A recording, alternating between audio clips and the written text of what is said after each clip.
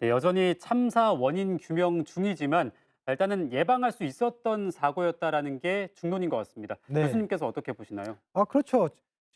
정말 재난안전의 기본 ABC를 안다라면 사실은 방금 전에 경찰과 또 경찰 소방학과 교수님이 얘기를 해 주셨는데, 사실은 이제 저분들은 경찰과 경찰 소방학에서 접근한 거고, 저희처럼 방재안전학과에서 강의하고 있는 저희 입장에서는 재난안전 기본법 25조 2항에 보면 용산구청장은 그 지역의 재난안전의 책임자예요.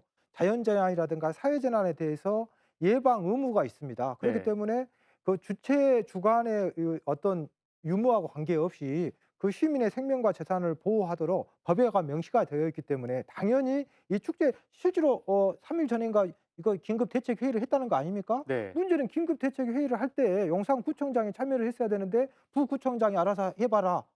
저는요, 지금 정말 이번에 영상구청장은 좀 심하게 얘기하면 징역 가야 된다고 생각해요. 네. 2010 년도에 프랑스의 마라티에르 시장이 홍수에 제대로 대응 못 해 가지고 징역 4 년형을 받았거든요. 네. 근데 프랑스나 미국이나 일본이나 우리나라나 재난안전 법 체계가 똑같기 때문에 저는 이번에 그 228개 시군구의 재난안전 그 책임 기관인 기초지자체의 어떤 굉장히 책임과 업무에 대해서 명확하게 우리가 해 놓을 필요가 있을 것 같습니다. 네. 실제로 현장 한번 볼까요?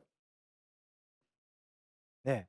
지금 이 영상 이 사진을 보시면 네. 실제 사고가 난 그 시뮬레이션 사진인 것 같은데요. 지금 밑에 부분이 이태원역 일본 출구에서 올라가는 쪽이고요. 네. 그 북쪽이 지금 세계 음식 문화 거리거든요.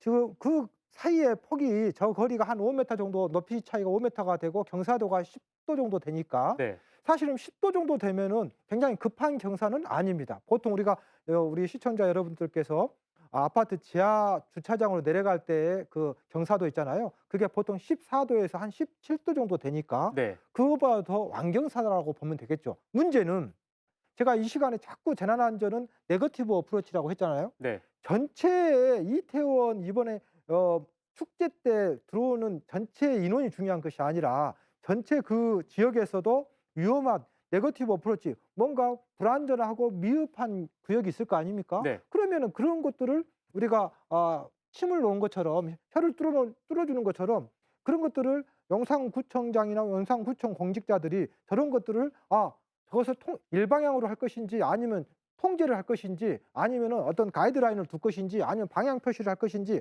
아니면 경찰을 소방을 어떻게 할 것인지, 이머전시 상황이 되면은 비상 차량 동선을 어떻게 할 것인지, 회차 공간을 어떻게 할 것인지, 응급 구조차는 어떻게 할 것인지, 이런 것들에 대해서 충분히 논의가 되었어야 되는데 이번에 전혀 논의가 안 돼 버린 거죠.